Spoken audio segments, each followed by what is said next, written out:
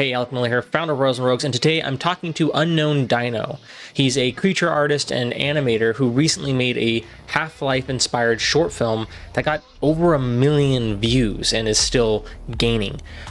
He's a really great guy, very humble, easy to talk to. And in this episode, we go over sort of his process as well as what to do if this is something you're interested in, how to find the time, as well as how important storytelling is, and maybe how that might be the missing element in many people's short films between good and great. So if that sounds interesting to you, stick around. It's a very, very good conversation, and I hope you enjoy.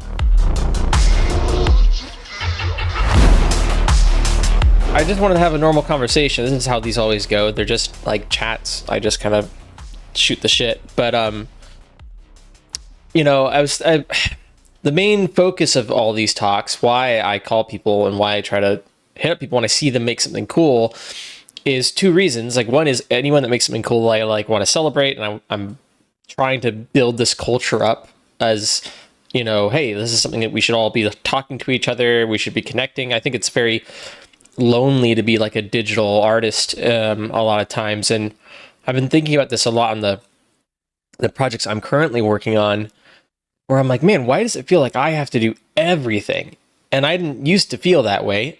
And even when I started the project I'm working on, I didn't feel like I should work on it solo. But over the years, it's just sort of become like my solo project because I don't like asking people to work for free.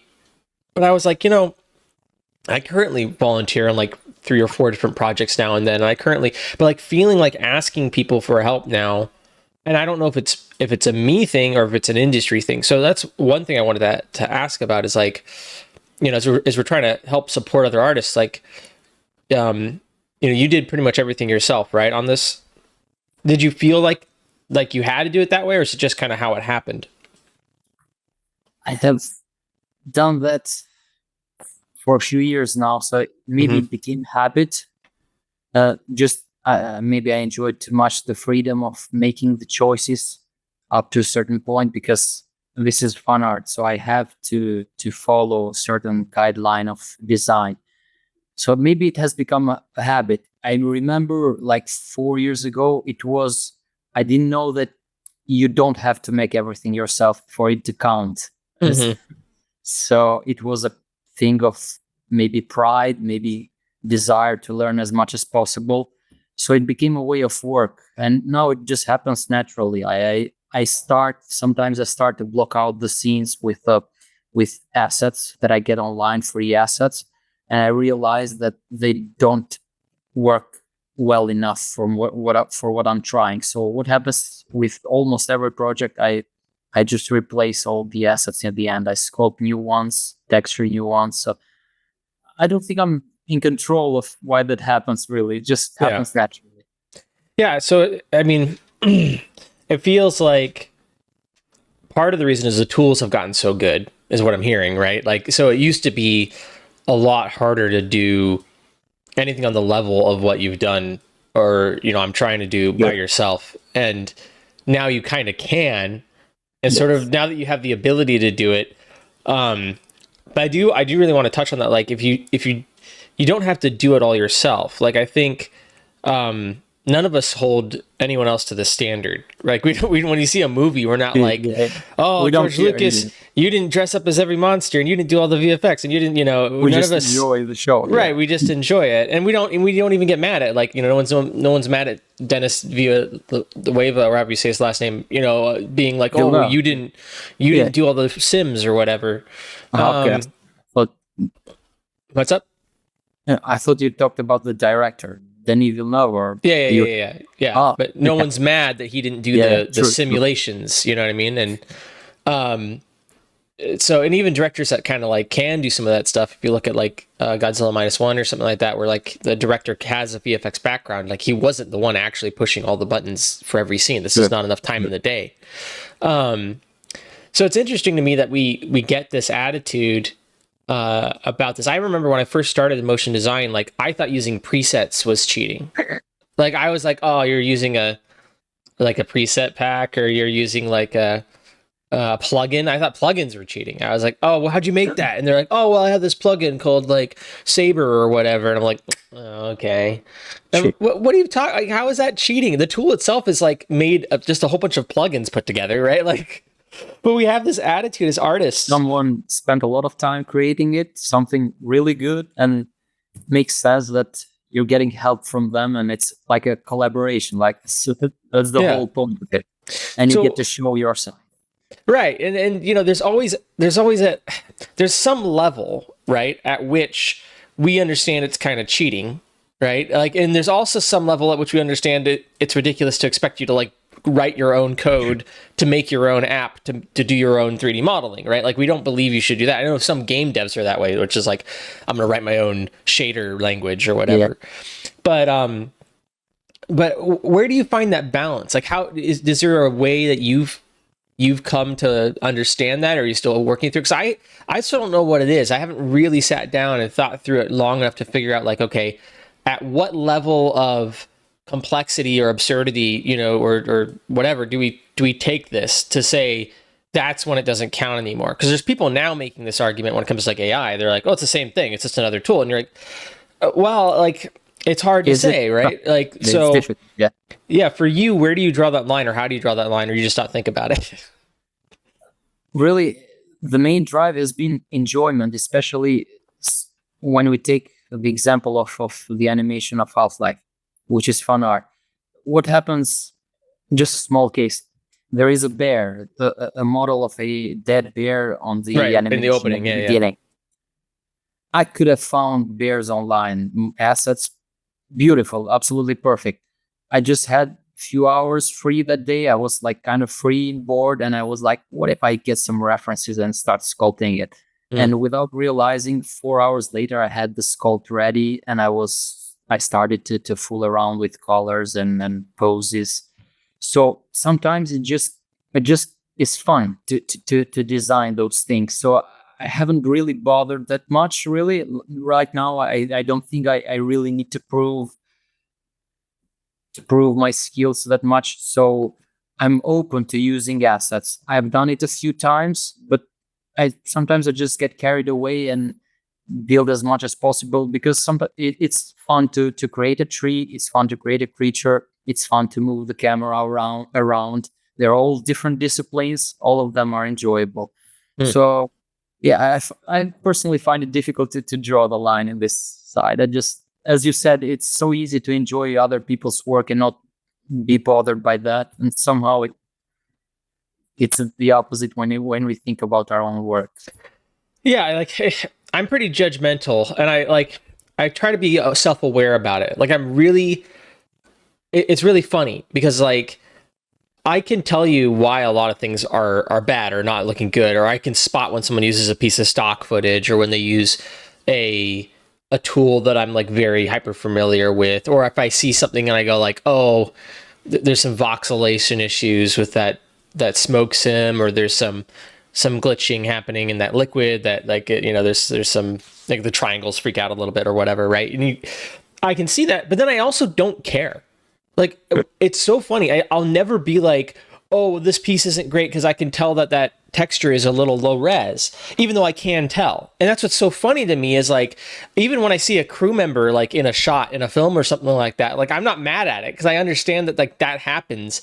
And there's this weird myth in our heads that, like, well, the pros never have like any accidents, like they never make mistakes in like the professional world, and it's just a lie. And there's this really great there's been all sorts of great posts. There's great posts about, like, from like Pixar sharing like the topology on like Mrs. Incredible's face, and how it's just like not, there's like random squares and random triangles and stuff like that. And like, no, it has to be only triangle.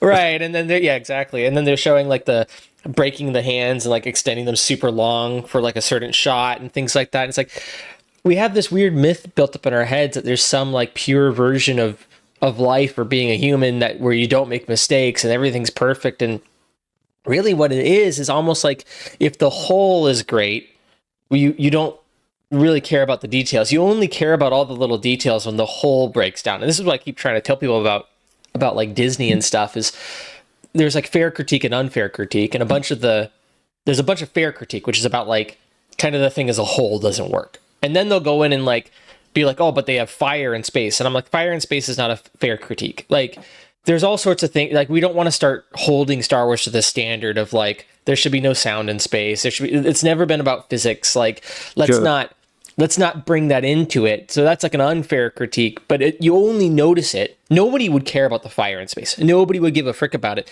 if the story and characters were interesting and captivating. And I think it's the same thing in our work. Like, if the scene as a whole works visually, or the scene as a whole, like the idea of having one low res texture, or one slightly, or a clipping is one of those things that like I notice anytime anything clips ever. It's just something I've been trained to notice, but I don't care when stuff clips. And for our piece, we have it's very like Dead Space inspired, and we have a character, and she has to hold up like the line gun type thing and move her shoulder in an awkward way, and we kept having this shoulder piece clip, and I was like, how do they do it in Dead Space? Like, I never noticed clipping in that when I was playing it, and I was like, how do they? I looked it up, like there's clipping all over the place. I was like, oh. Like, so they just let it clip. Like, they just like, yeah, it's fine. It's not a big deal. You enjoyed the game so much that you didn't notice it. No, right. And so normally I'm like a stickler for this stuff, but I was like, they did it somehow. How did they do this? And the character moves in all sorts of weird ways, and he has very like the hard part is the armor, right? Is very is like not soft. It's hard plates of armor that can't plates, but somehow I wouldn't be surprised if it's actually bending where it's not supposed to. Right, exactly. So that's what's hard about it, is you feel like, well, how does this plate is a hard plate. It can't bend, but it has to move in order to get my character to like do anything with the shoulder. And then you realize like, oh, they're just clipping. So, or like you said, like it's deforming probably where it shouldn't deform if the weight mapping was like actually proper. And I think it's an attitude that we should take. I think it's really interesting too that you said like fun or enjoyment is your delineation, and I think that's a really good lesson for creative people out there. Is like, if you're not enjoying the process of doing something, like don't do it. like just get the asset then and there's so many times where I've been trying to do something and I've been like hitting my head against the wall or whatever. And then I'm like, you know what I should do? Like I was on a project right now, and it's been a very long project. And I was just realizing, I was looking at all these other projects for inspiration, and I was like, dang, these projects are so good. They have so many details and so many little things. And then I like scroll down to the credits and it's like 20 people. And I was like, oh, that's why. Like it looks so good because like there's one guy working on the little UI UX, FUI elements, and one guy doing like the modeling of something, and another guy doing the sim of something, and the other person just doing art direction, and I'm doing all of those on this project. They're and I'm wondering, probably all experts in each of those right. And I'm wondering, my mind's not looking quite the way those look, and I was like, oh, it's because they have like a bunch of people, and it's sort of interesting because we glorify the solo artist, right? Like, and I do too. I all the time, I'm like, man, you can do so much just by yourself. But at the same time, I want to bring back the teamwork aspect of it. You work a normal right job as well, right? Yeah. So what do you work for during the day when you're not doing short films? So mainly it's a video game. I work for an indie video game. Ferocious is the title. It's indie with a publisher. It's a large project, so that's where the difference has to happen, because I cannot do that myself. Right. And there are so many talented people doing all the elements and building the actual game that you realize what it means to actually go really far with other people's help and just be part of a talented group that can go forward, like achieve massive projects. So go for it. Yeah, that's all. That's okay. Yeah, I think because I want to ask you about this too, which is like there's this whole aspect of, I think, control and like ownership, and I think that sort of drives a lot of the independent work. When I try to self-analyze, it's like, why don't I want investment, and why don't I want to work with other people, in certain, it's not like I don't want to, I want to, but there's certain limitations to it. And then it's like, okay, well, I think part of it comes from the idea of wanting to have more ownership of of the thing Yeah, and it not happens. have, like you said, there's a publisher, and that means that you have someone you have to answer to, right? Um, do you in the future? How are you thinking about moving forward? If you have another opportunity, I know you said you kind of had some downtime, and that's what led to making the short film. Um, but if you were to do another one, is there anything you would change? Like, would you try to work with other people, or would you try to do it solo and just buy yourself a lot of time? Would you try to get some sort of investment in it? Like, let's say it wasn't necessarily an IP that you couldn't monetize. Both those ideas are really tempting. When I think about like working with other people, it immediately gets multiplied in terms of scale. Like the concept becomes really big, and just the idea of giving someone else, offloading work to them, the cameras, assets, and that. So I feel tempted by that, just working with other people.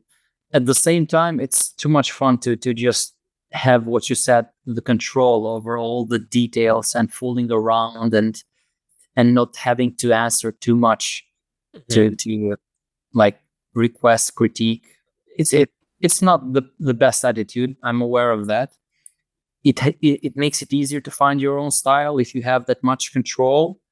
Uh, but I find both of those options like very interesting, really. Even if you get some funding and you can make it bigger, there's excitement in that, I believe.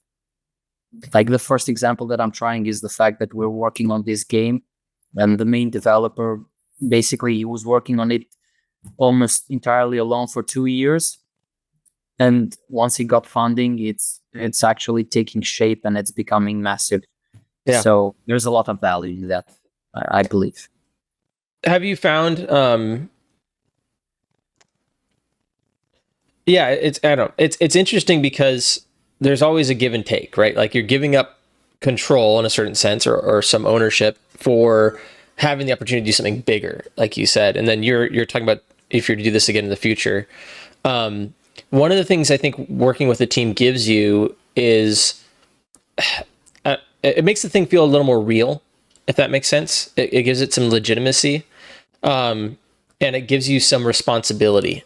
And so I think one of the things that's hard for me is taking my own work seriously when I don't have a lot of other people working on it. When there's other people working on it, someone's like, "Hey, did you get that asset done? Can I have that? Can I get this?" And you're like, Okay, "Oh makes yeah, sense. let me get that to you. Let me get that over to you."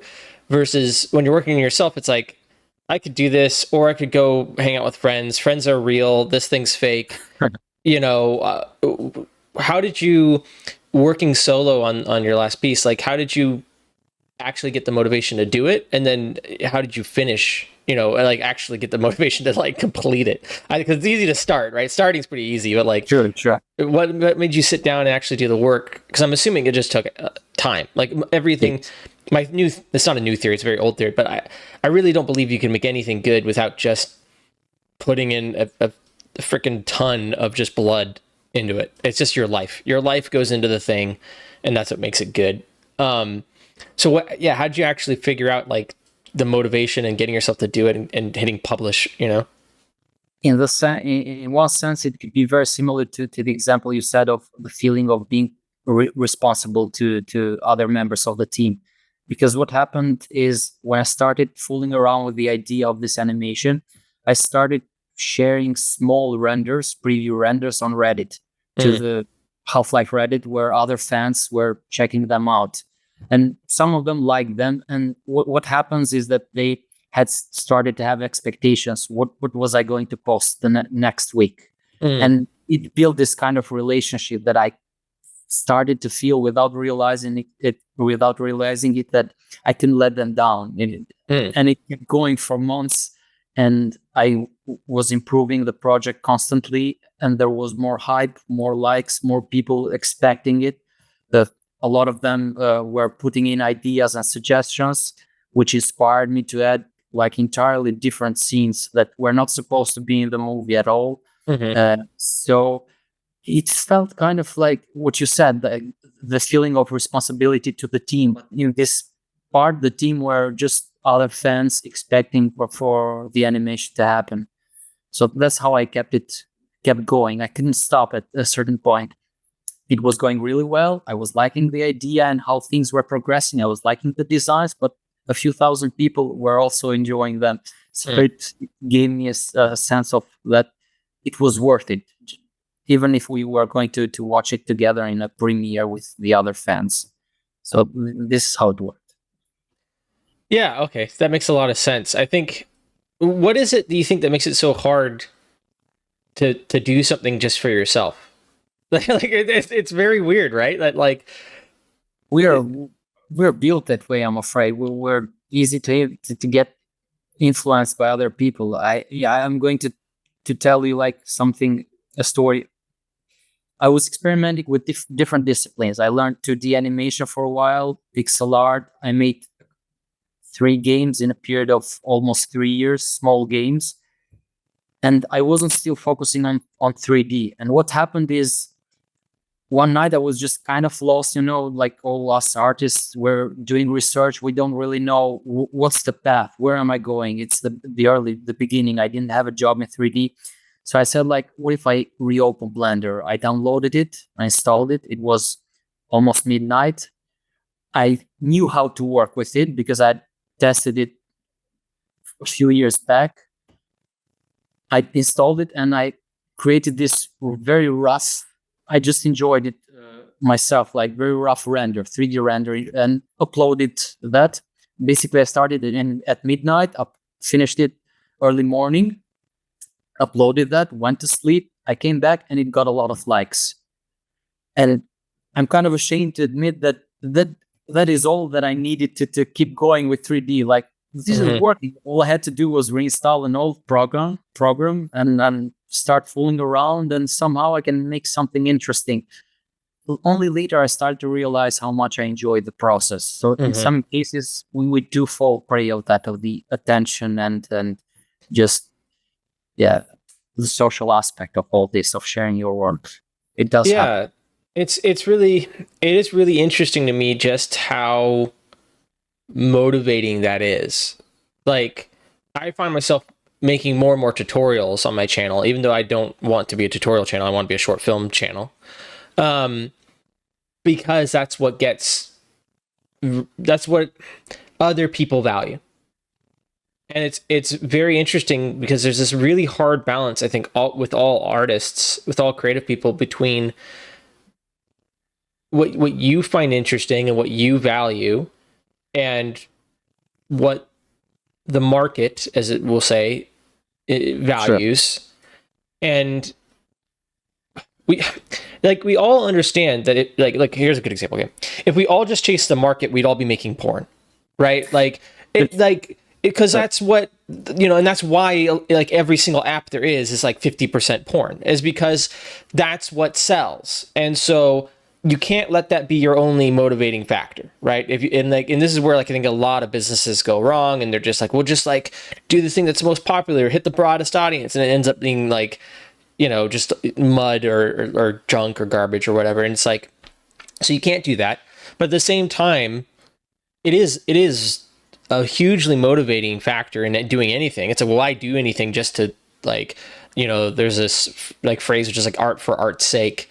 And I don't know if that's possible. There's debates about whether that's possible or not. And it's like ultimately, I think usually I'm making art for someone, and even if it's like for my internal perception of my mom or dad, it's like even if I were to sit alone in a room and someone said make a piece of art that no one will ever see and destroy it immediately afterward, I would still have the opinions of other people like in my head telling me like this isn't good or this is good or that shouldn't be that way or dogs don't have 5 legs, or whatever it is. Like, so the idea that you can just make art, for the sake of making art is really hard. But at the same time, you can't let people, be the only motivating factor.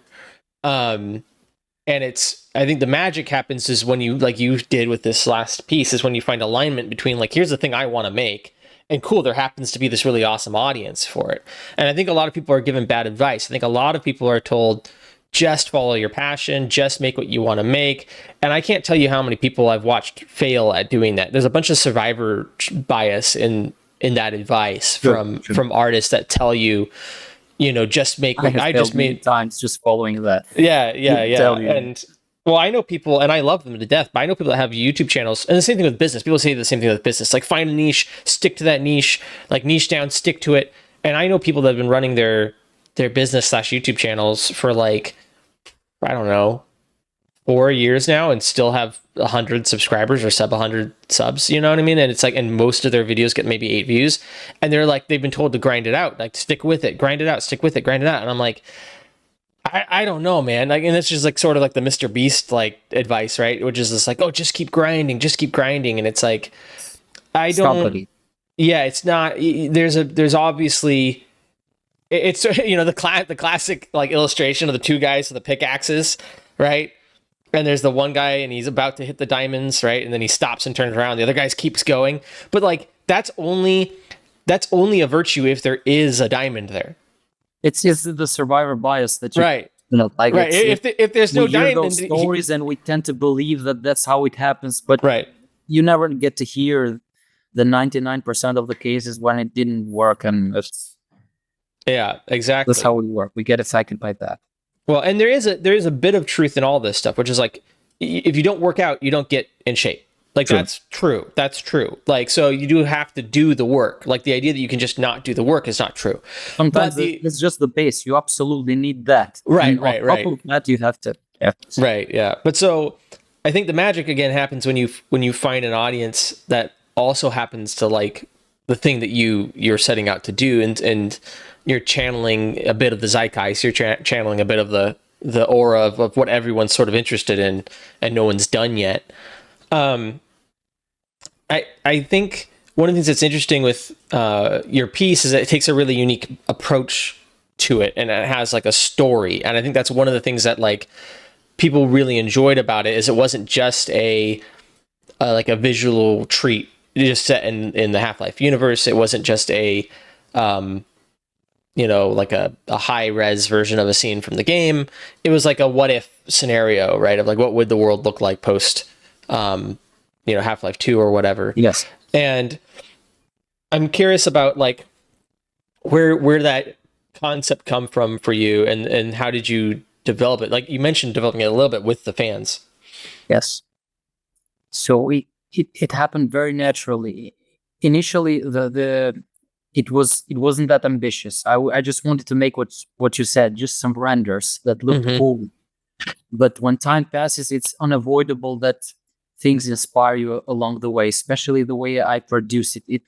There was no deadline really. I was experimenting and researching. I played Half-Life 2 and the episodes during that period just to refresh myself of the story bits, the ending, why certain things matter. And it kept evolving, and you find these ideas, even though I'm not good at storytelling, when time passes, you stumble upon good ideas. So it happened really naturally. Sometimes I just read a comment on Reddit, and they said, I wonder how you could kill that synth. Basically, I'm just telling you how I edit an entire scene just because I read a comment on Reddit. I don't remember who wrote it, but they said, I wonder how you could kill this creature. And I was like, I think I have an idea, but I have to make an entire animation first person to add Gordon there and the weapon. So it happened gradually. I started adding pieces, and I realized that I couldn't leave it as just a render. There had to be a story. Mm-hmm. That's how it happens, really. Yeah, I think so. I've been pushing this idea, the DFU, right? The Digital Filmmaking Underground. And there's a lot of, I don't know how to put it. There's a lot of bubbles happening. Like there's a lot of like little blips of it, like almost becoming a thing, but it hasn't become, I think, yet. It hasn't like emerged from like the primordial ooze, right? Like, so there's like, it's not its own species, maybe the way is to put it. Like there's all these little evolutions. Like there's all these little like all explosions of right, or like what do you call that? Mutations. There's all these mutations coming up, but none of them have really formed a new species of movie, right? And so I'm trying to like push it towards a species. I'm trying to like push it towards this thing. And there's a few things that I think have been holding us back. And one of them I think is the lack of storytelling. I think it actually might be like I think it's like storytelling, monetization, and like one other, and distribution maybe. There's one other problem. I haven't quite correctly labeled these, but at the very least it's the monetization and the storytelling aspect. And I'm noticing more and more what I see doing really well and really lasting and making like a successful impact is pieces with actual like storytelling. Like when I first met Rob, my kind of business partner and producer, he was like, well, what do you want to do? Like, what's the goal of this? And I said, I just want to make cool shit. Like, I just want to make cool renders. I just like cool stuff. And if it's cool, I like it. Like it's that simple. I have a whole like wall behind me and it's just stuff I find cool. But what I've come to realize is story's really, really essential. And it's really, really important. It's sort of the soul of whatever you're working on. And it's really a competitive advantage because what's happening in the larger filmmaking community and like Hollywood and Disney and all these other things, the non-independent filmmaking, is just like a lack of good stories and a lack of stories people want to visit over and over again and want to tell their kids about and want to show other people. It's like just connect sometimes. Right. And I think it's interesting that you brought that up as like something that sort of happened organically, but at the same time really ended up kind of carrying the piece, I think, along to be more than just like a render showcase. Right. Or just like a technical test. And it's something we often like kind of make fun of, like with a lot of technical tests, is like usually they're just like very I kind of even make fun of it when it comes to like a lot of people that are trying to make a film, but it is like a technical, like some of the older Blender films and stuff like that. It's usually like the story was really weak, and so it'd be like it's like very like contrived story in order to show off like a liquid sim and a this and a that and this other thing, and it's like, all right, but it's just it's like, I don't know, some like demon comes from hell and he attacks a guy and a dude like fights him off or whatever, and you forget it once you've seen it. Yeah, you see it and you're like, I don't know, I don't know anything about it. But I do think story is one of the key things, if you're trying to, like me, push forward or become part of this independent filmmaking movement I'm seeing happen with very small teams, even teams of one like yourself, that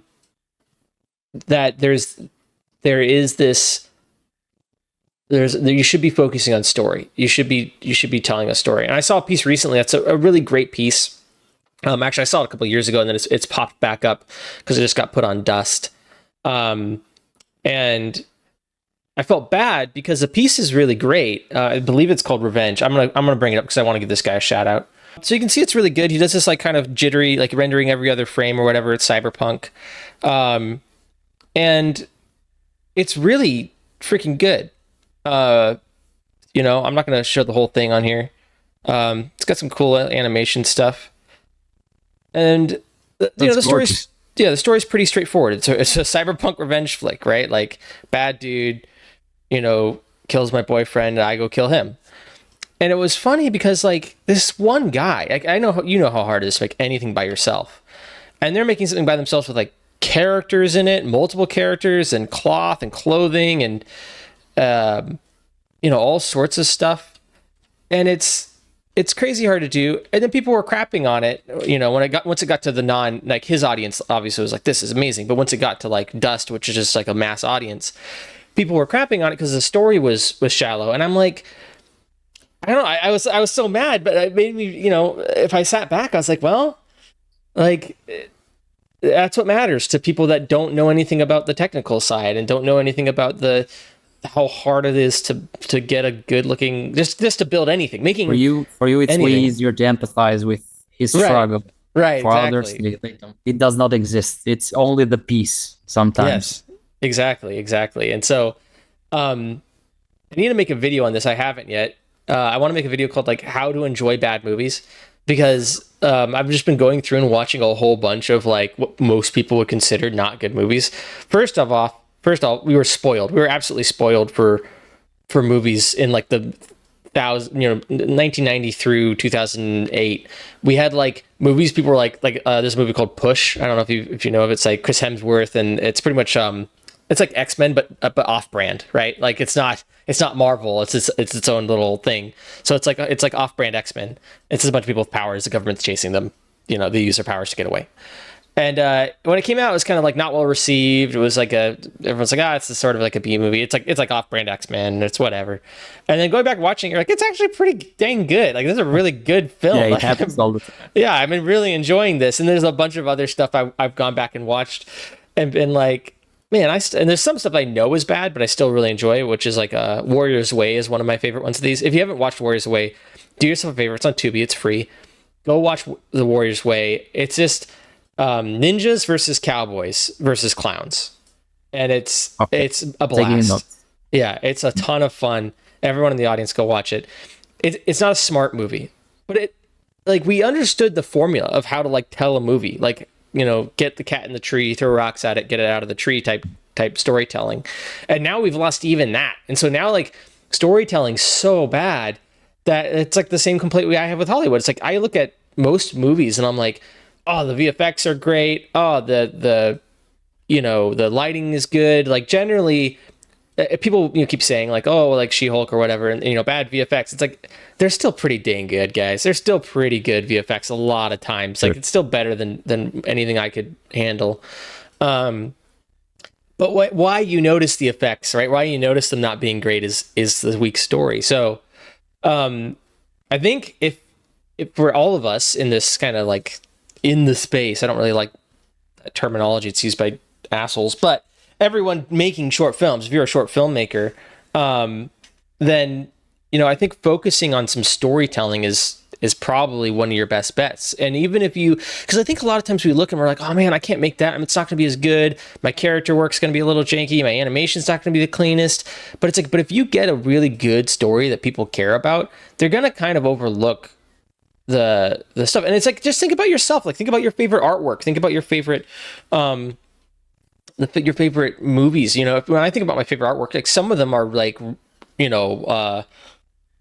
romance painters, right, from that era of painting history, and they're like very good at getting skin tones and like making flesh feel like it's actually flesh. And then other times they're it's pointillism, or it's impressionism, and it's just more about the mood or the feel of something, which by the way is how to enjoy a bad movie. That's to loop this back around to why I recommend watching bad movies, is find the thing that's interesting about it. Like, you can find the thing that is good, even though you're like, oh, the story sucks. It's like, okay, yes, I understand the story sucks, but like there's a scene in that movie, to spoil it, where there's like a Gatling gun going off in a hallway, and you only get to see action when the flash of the Gatling gun goes off. And I'm like, that's something to steal that from that movie. Nobody's seen that movie, and they're not going to know you're stealing it, and they're going to be like, dude, that was such a cool scene when he pulled. And it's like, it's just like the Matrix does steal something from Ghost in the Shell, and everyone's like, oh, it's amazing, and you're like, oh, that they did it first. It's like, but you just didn't know.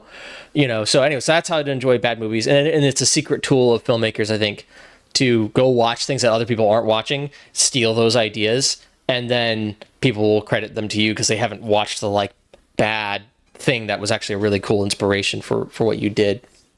But focusing on storytelling, I think, do you find like, is this any of this not ringing true, or is it making sense to you? Is it like, yeah, that seems to be one of the big differences?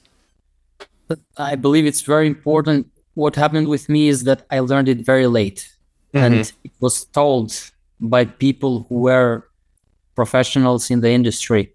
I had no idea about story. I was very focused on technicality, on design, and I found that interesting. I didn't realize how much story sticks after the movie is done, how much it makes people come back. Right. Some people, of course, they'll come back to check out the textures, the animations. Other artists tend to do that all the time. But story is very broad. And like almost everyone watching the movie can understand it. Like if they understand it, if they get where you're going with that, they'll find it easier to remember your work. But I truly learned it very late. It was told to me how important it was. In the beginning, I didn't even believe that. I still kept focusing on technical stuff. Later, I realized, like, I tried to figure out why certain things that I enjoy and I still remember them, why does it happen? And I realized how much importance it had. So it's a new thing for me too, and I totally agree. What do you? So you're saying like, so did you go to like school for design or for? I went. Where were you learning? No, I it was all freelance, YouTube, and then Okay. just I studied something similar, architecture and urban planning. So we fooled around with 3D software, but I wasn't very interested at the time because the environment just was not inspiring enough, and the things we were doing. Like, I find it more fun to build structures and buildings now for for these animations than actual buildings that Right. have a chance to exist. So I learned online, YouTube mostly. Okay. Yeah, yeah. It is interesting because I think that's another balance to find, right? Is like it is hard because I don't know what I would tell someone starting out what to focus on. Because I definitely think, like you said, storytelling is really important. But there is a sense of like, well, if I can't even make the thing, like if I don't know what button to push, if I don't know how to do this, then then I have a really hard time. And that's sort of what I noticed with like our YouTube channel is I really want to focus just on the high level stuff. Like I really hate telling people what buttons to push. It's not art, right? It's just like here's a button, It's push it. for them though. But Right. yeah, Right. But what I'm trying to tell them is like what matters more than what button to push is why. Like why are you pushing that button? Why did you want that to happen? Why would you do this?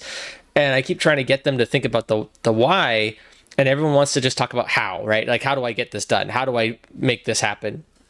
And what's funny is anytime I'd make a how video, like it does really well, right? And if I make a why video, like it does not do well at all. And part of that's just because like nobody's searching for whys, right? They're all searching for hows. Like if you go to Google, you don't type in like, you know, why should I, just give me a solution right right, now. right. You just want like a how do I do this? Right, right. Now, yeah. Right. You're not really searching for the whys, but it's kind of funny because like you and I both said, like that's a really like kind of fundamental part of this whole thing, and sort of the more valuable part because in a certain sense that's you in it, right? Like anyone can push the same buttons and get the same identical render, but the magic of this thing, the thing that's you in it is like the decisions, right? The like the stories, the why you push those buttons. Essentially that's motivated from somewhere other than just an objective getting something done sort of place. As as you're working on this game, which looks really cool, by the way. It's like Far Cry with dinosaurs, is how I say it. I don't know if that's how you guys want to pitch it, but it's the right pitch. It's not bad. I wish I've worked on a few games. I kept trying to get them to do this. I kept saying like, say it's this with this, and they're like, we don't like comparing ourselves to things. I'm like, it doesn't matter. People understand. Like I don't know. It's frustrating because I just want to say like, if That's you just how all the comments are. Yes. Yeah. Underneath videos of new games, so it's a mixture of this and this. I love it. Yeah, exactly. I want to pay for it. Yeah. Yeah, and then you know who it's for, right? Like, and like anyway. So it's just funny to me when people go like, "Oh, I don't like comparisons." I'm like, "Well, it's gonna happen." It's like it's not. It's unavoidable. Yeah, you're not exactly. But so you're working on this game, and then do you have any plans for another like short film, or from continuing from where you're at in the Half-Life verse? Like, what's your current thought process on that?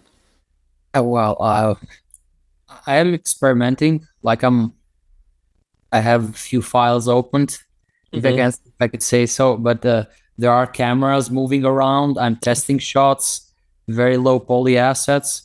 I have some ideas. I started it differently this time. I'm thinking about what's going to happen first, and then think about the visuals. Like I said, basically, I'm trying to do it the right way. Yeah, that's more or less what I was about to ask. Like, and then are you leading with story now, or are you like have you learned? Yeah, I'm planning the whole thing first. But Yeah. honestly, these projects, like, they take a long time and a lot of work. And what happens is I'm not sure if I could announce it as something that will definitely happen. Right. I'm still just enjoying experimenting and figuring out what I find interesting and what I hope other fans could find interesting. So I'm playing and designing scenes, but I don't know if it will actually happen. Like, this is the main concept. It might take a few months, but it depends all if I have free time and energy, and because it can get risky if you want to make something Hmm. high quality in your free time and then you have to perform well at work and then you have no free time left and it can have its side effects. Right. So I'm trying to avoid that. I really want to make more, absolutely. There is a lot to explore in the universe of Half-Life. I also have another bigger concept, much bigger, but that one is very rough. It's just storyboarding on a Hmm. Photoshop file, just sketching and text. But that is massive. Like, I don't dare tackle that unless Right. I figure out a way for some kind of support, or a bigger budget, or just working with a team, because that's massive. Like, I would say like 5 or 6 times as big as the Overworld animation, and I Mm. probably take me 2 or 3 years to make it myself full time, and it's not just it's scary, I would say. So I Right. have some ideas. One of them is possible; it can happen in the future. The other one is interesting, is cool, but I'm not sure if I'm ready for that. Yeah, that's definitely a hard piece. What do you think? What would be useful to you in order to get that other idea done? I'm like I keep trying to think about what's stopping that from happening, more readily. So because you can do good stuff, right? And you know that you kind of have like a bit of an audience. Um, but what would you say are like your biggest hurdles other than, well, I'll start there and then we can narrow down. Well, ideally, like, if I want to make something that massive, I would just ask for help and do the right thing and just try and ask for help and build a small team, because it it's faster, it's healthier, it makes more sense, it's going to be better, it's going to look better in the end. Hmm. And but at the same time, it takes energy, it takes time, and all that can be converted into money in Hmm. a simple way, in a banal way, but it happens. Like, you have to Right. make a sacrifice, so many hours that you could spend working and getting paid, you have to go into these projects. So the main issue, yeah, it's just getting help in that way. And I know there are some projects, some fun projects that use Kickstarter or yeah, Patreon, and that could be a solution. But those options kind of scare me because of their Hmm. responsibility and the fact that you have to keep your promises in time and deadlines and that kind of stuff. So I'm thinking about ways of solving these issues, but I really haven't figured out anything yet. Yeah, I think that's the same thing most people face is figuring out the money side of things. And I think that's because it seems like, in my opinion anyways, like normally you'd have like everything can like come down to money, right, ultimately. And that's like the danger of money is like I say it's like wishes. And so everyone's like, well, you should always wish for more wishes. And I'm like, no, the point of wishes isn't to get more wishes. The point of wishes is to get something that isn't a wish. Like, you don't just want more wishes. That doesn't help you. But I understand that you go, well, this could be anything. And it's like, yeah, but it's not until it is. And so, there's also, this idea is like you could skip the money part if you could get directly to the thing, right? And so, like, one example of this is, we've kind of solved the money question when it comes to tools, right? Where, like, it used to be one thing you had to pay money for was tools. So it's like, well, the tools are really expensive. So what's stopping me from making a movie? And you're like, well, cameras are X amount of money. And it's like, okay, well, cameras aren't X amount of money anymore, right? Now they're practically free, and especially soft 3D software, like that's a free set camera crew, actors. You know what I mean? It's a free everything. So it's like, okay, so that's removed that like money aspect of it, right? And so the next thing you have to go to is like, okay, well, distribution. Well, that seems to be pretty well handled. Like you can get it to a lot of people. Marketing and advertising are weird. They're like somewhat free, but also not. But that's neither here or there. And the biggest problem with money isn't necessarily that things have to be free. It's that you have to be able to make it make sense, right? If it doesn't make dollars, it doesn't make sense. So it has to be able to pay for itself. And Have so, a purpose. Okay. right, if it can pay for itself, then the investment makes sense, right? You can clearly argue like, yeah, I'll just take that money, I'll put it there, and then it pays itself off. And I think that's sort of the hard part with a lot of short filmmaking right now is like, because I think you could agree, like I don't like asking people to work like quote unquote for free, right?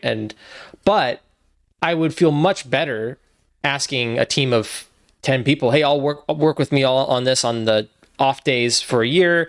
At the end of the year, we're going to release it, and we can pretty much have a guarantee of, X amount of money. That's how all films work. Like that's how all these things work, is you're borrowing money from someone else saying, don't worry, this thing's going to make money and I'll pay you back.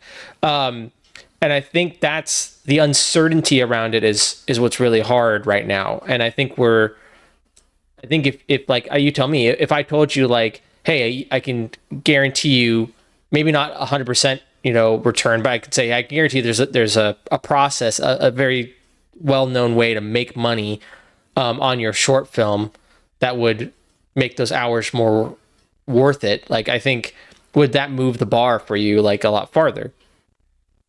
It would make it tempting and would make you think about it a lot, because we want to make these things happen. Right. These are passion projects. If we do it with the team or alone, you really want to see it happen. You want to see how it will look in the end, because if it's just an idea in your head, it's kind of lost. So yeah, it would be tempting to, if solutions could be found easily, or just knowing the right people, it would absolutely push things further, in my opinion. Yeah. So, because like I feel like what holds a lot of people back is that last step. Like you look and it's like the tools are there. I have the tools. I have the whatever. I know people. Networking's super easy now online. I just reached out to you and was like, hey, let's sit down for a call. The audience is there. They clearly want better stories, new stuff, and the last thing to follow seems to be the money, right? like the cash.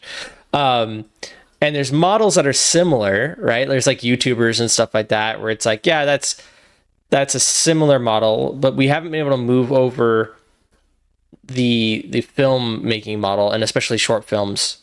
Do you see any other like problems with the idea of committing time to a short film, right? Like, or even pitching it to like an investor, right? Like if I have this gut feeling, I haven't tried it yet, but I have this gut feeling like, when you go to pitch a feature, they go like, oh yeah, that makes sense. I could see, I see how that makes money. They have like the whole idea, right? And if you pitch an indie game, let's say it's a good example, like everyone knows, build the indie game, get a pipe around the indie game, release it on Steam, make money, right? Like, when it comes to like a short films, do you see a clear structure like that, or and if not, then like, do you have any theories on why? I just want to get more. I have my thoughts on it, but I want to get other people's thoughts on it. It's very difficult. It's very difficult, because to have an idea, like I haven't even thought about it that well, because what scares me is the competition right now, the competition for attention.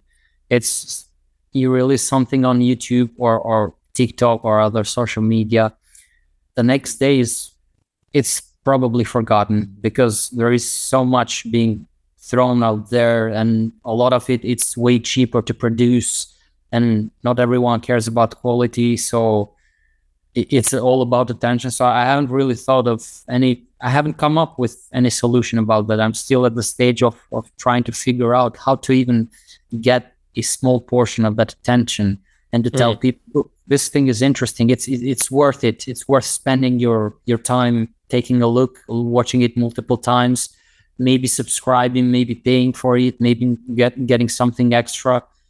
I know some artists who have. I've worked for an artist, Melody Ship. Oh yeah, he's great. I love him. Yeah, he has figured something out to a certain extent, but he has been working for years building an audience that they know they're going to get the quality in the end. So they're ready to support him. But that still takes years. It's something that he hasn't built in a day yet. So right. I don't know if it could work better or faster. Do you know if he's is he mostly like Patreon supported, or do you not know? It's fine. Patreon, yes. Some cool prints. Basically, the renders that you get to see in the documentaries or movies, you can get like really high resolution prints of those. So he's really focused on making them look like, the saying, every frame a painting. Right. So basically, he's aiming for that, and in the end, all that quality can be translated into prints or other assets that can be purchased. Yeah, because I think there's some problems that are new and some problems that aren't new. Because the idea of there being a lot of noise, there is more noise for sure, but I don't know if that's a new problem when you look at like, like print, for instance, like the idea of like, oh, there's like a million newspapers or a million comic books or a million whatever. Like, yeah, there are, but like you can find ways to like, right, you can find a way to like stand out or even as one of those like millions of things, like have a small piece of the pie, which I think is fine. So I think there's got to be, I don't know, part of it is like Steam is a platform where people come to spend money, right? And indie games make money because people are used to spending money on games, right? Yeah. And I feel like there's this weird attitude around our films and stuff like that. You said, like, I throw it on YouTube, like people see it and leave. It's like, because we haven't built that expectation that this is something that you should pay for. Be a cultural thing. Right. And I think that, I think there's things that you think of as costing money and things that you think of as not costing money, even though they're digital assets, right? Like, even though they're both digital assets. Like, we're in an age now where I don't think people think of spending money on music, right? The idea of releasing a song and then charging someone to listen to your song is like, what?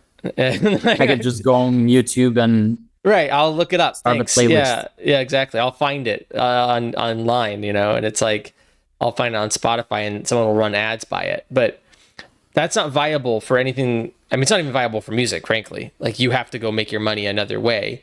So I think as filmmakers, right, doing short films, I think we're going to have to learn, like, look at some other industries and figure out what to do, because there's definitely like the filmmaking model, I think, is what we keep thinking of, but I don't know if that works. You might have to do like a music industry model where it's like, yeah, it takes a very long time to write a song. You only release so many songs a year. The songs themselves give you like a penny per every million listens, but you then do something live, you then do events, you then do talks, you then do, whatever it is. So as a filmmaker, like, what is our version of a concert, right? What's our version of, obviously there's merch, everyone has merch, but like, I don't want another t-shirt. So I think thinking in that way might help some filmmakers actually recoup like the costs of whatever it is they're doing. So yeah, I downloaded your model from the that you posted from the short, and I was moving it around and stuff. It's really cool. It's a really fun thing to play with. I'm hoping long term that can be a viable thing for people to do. Is like maybe to upload and release more in the future. Hopefully, awesome. If I finish the next animation, and there's also a small mod of Half-Life that is being worked on, and it has one of the assets that hasn't been released, but So that's like, dude, this is the future I want to live in. So bear with me here while I nerd out for a bit. But like, how cool would it be for you to like release your short film or whatever, and then be able to sell like a skin of the gun or whatever that could then be someone could use in Fortnite, right? Like that's to me that's like that's like kind of the secret. It's That like if you sounds could, fantastic. I didn't think of that. I yeah, didn't think it could be possible, but that sounds fantastic. You right, built all the hype. You show people why there is value in those designs, how much you worked for those, and it makes them special. And yeah, that sounds really good now that you said it. yeah, yeah. So I think thinking in that way could be really really helpful. Do you have any advice for people that are trying to do this? Like people that are trying to do this is like my whole goal. I just want to help people that are trying to make films, especially digital films, because that's what I know how to make. So, do you have any advice that you would give if like you were telling yourself when you got started, hey, by the way, this would help you out a lot? That's scary because, as you said, it's the problem of the survivor bias. It's something, Mm, if something worked for me, doesn't necessarily mean that it's going to work for everyone else. And you can follow my advice for a few years, spend a lot of time and energy, and hmm. realize that there was something that just didn't fit for you. Right.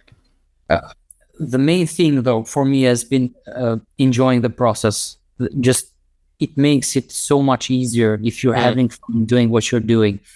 I've learned things in Blender that I was dreaming about having a job. That's our reward as artists and short film creators.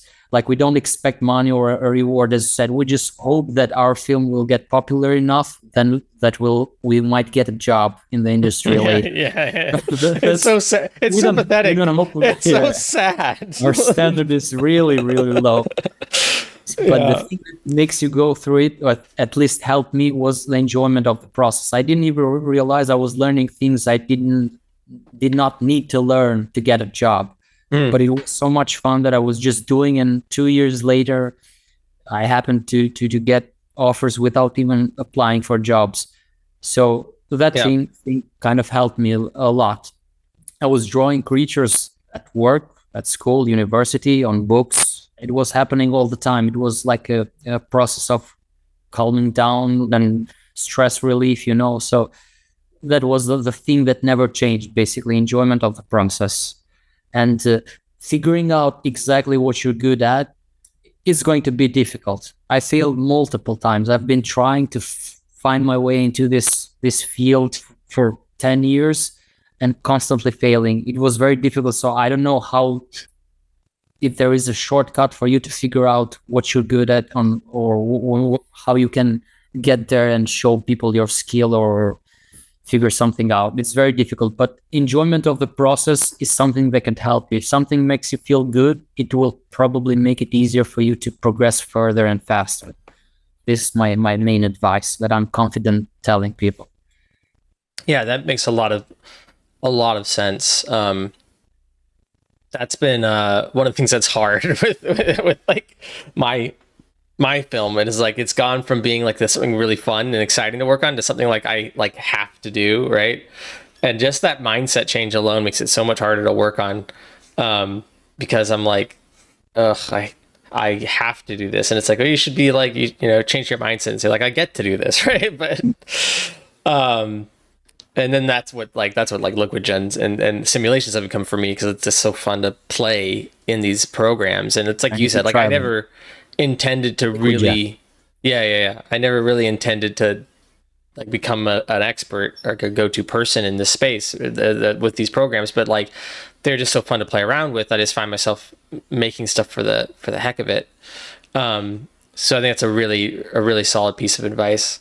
I think we're about an hour here, so I'm happy to start wrapping it up, and I need to get some food, and you need to get some sleep. I'm sure it's pretty late over there. Yeah. But I won't keep you too much longer. But thank you so much, man. I really Thank you. appreciated Thank you. having you on, Donald. And is your name Donald? Or you just go by like? Yeah. Okay, Yeah. okay. I never checked. Non-dino is just something that's stuck in the past. Yeah, Yeah.